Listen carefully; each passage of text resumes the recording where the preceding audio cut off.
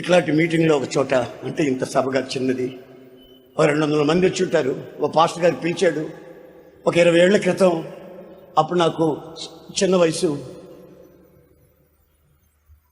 ఆ ఊరు వెళ్ళి వాక్యం చెప్పి అయిపోయిన తర్వాత రాత్రి ఒక కుటుంబస్తులు వచ్చి, ఏమండి పాస్టర్ గారికి చెప్పాం, ఈరోజు మా ఇంట్లో వచ్చి పడుకోండి, అంతా ఏర్పాట్లు చేసేసామన్నారు. సరే అక్కడ పోయి ఆ గదిలో ఏర్పాట్లు చేశారు. ఈ ఏర్పాట్లు నాకు వద్దు, ఇది వేసవకాలం, నేను ఆరు బయట వరండాలో పడుకుంటాను అని ఒక క్యాంప్ కార్డ్ తీసుకుని వచ్చి ఆ బయట వేసుకుని అలా పడుకొని నిద్ర సరిగా పట్టలేదండి. నాకు నిద్ర పట్టక మునిపే కళ్ళు మూసుకుని ఏసు రక్తం అనుకుంటున్నా. సడన్గా మంచం ఊగినట్టుంది. ఏమిటి మంచం అవుతుంది అనుకుంటానే ఉన్నాను. సడన్గా నేను లేచి చూస్తే నేను తల కింద వేసుకున్న నా దిండు మంచం మీద లేదు. ఇక వంగి చూస్తే కింద పడిందేమోనని వంగి చూస్తే కింద దిండు లేదు. మరి ఇటు పోయింది, మనుషులు ఎవరు లేరు, మరి దిండు ఎటు పోయింది? ఇక నా మనసులో అదొక రకమైన కలవరం వచ్చింది. మోకాళ్ళ మీద ఉండి మోకరించి ప్రార్థన చేసుకుంటున్నా. సడన్గా మళ్ళీ మంచం కదిలినట్టు అనిపించింది. కళ్ళు తెరిచి చూస్తే మంచం మీద ఉన్న దుప్పటి లేదు. అయ్య బాబు, ఇదేంటి? ఇందాక చూస్తే దిండు లేదు, ఇప్పుడు చూస్తే దుప్పట్లేదు, ఏమిటిది అని మనుషులు కనబట్టలేదు అని అనుకుంటున్నా. అంతలో ఇంట్లో ఏసని ఉన్నాడా, ఏ ఇల్లు అంటున్నారు ఎవరో బయట. మరి ఏసని అంటున్నారు, నా పేరు చెప్తున్నారు, ఎవరో ఏంటని చెప్పి ఆలకిస్తే, ఏ ఇల్లు, అదే అంటున్నాడు ఎవడో.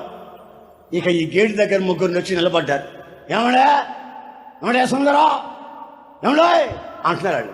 నేను మేలుకొని ఉన్నాను కదా బయట. నేను వచ్చి గేటు దగ్గరికి ఎవరు వెళ్ళిపోతాను.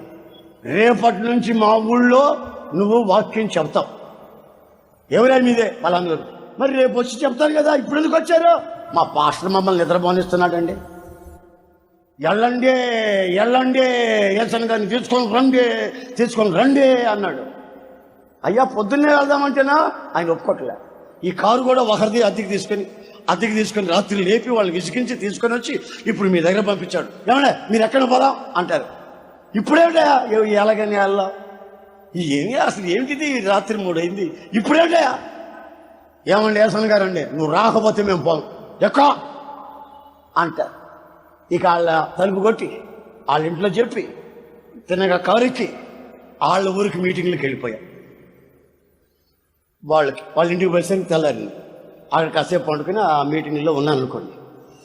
10-15 రోజులు అయిన తర్వాత అసలు రిజల్ట్ బయటపడింది.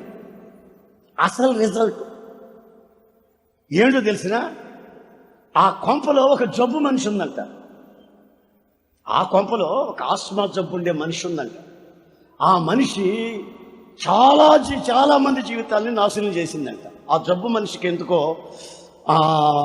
యవనస్తులైన వాళ్ళని నాశనం చేయటం అలవాటు అయిపోయిందంట.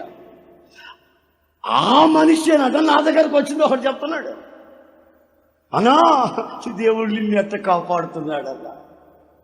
ఆహా, అప్పుడు నేనేమన్నాను, దేవుడు నేను ఎక్కడుంటే అక్కడ కృపను పెడుతున్నాడేమో చుట్టూ.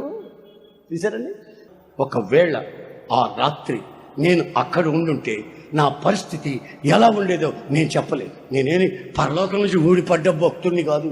పరలోకం నుంచి దేవదూతలాగా తాడు కట్టి నన్ను ఎవరు దించను లేదు. ఉప్పు కారం తిన్న మనిషినే కదండి.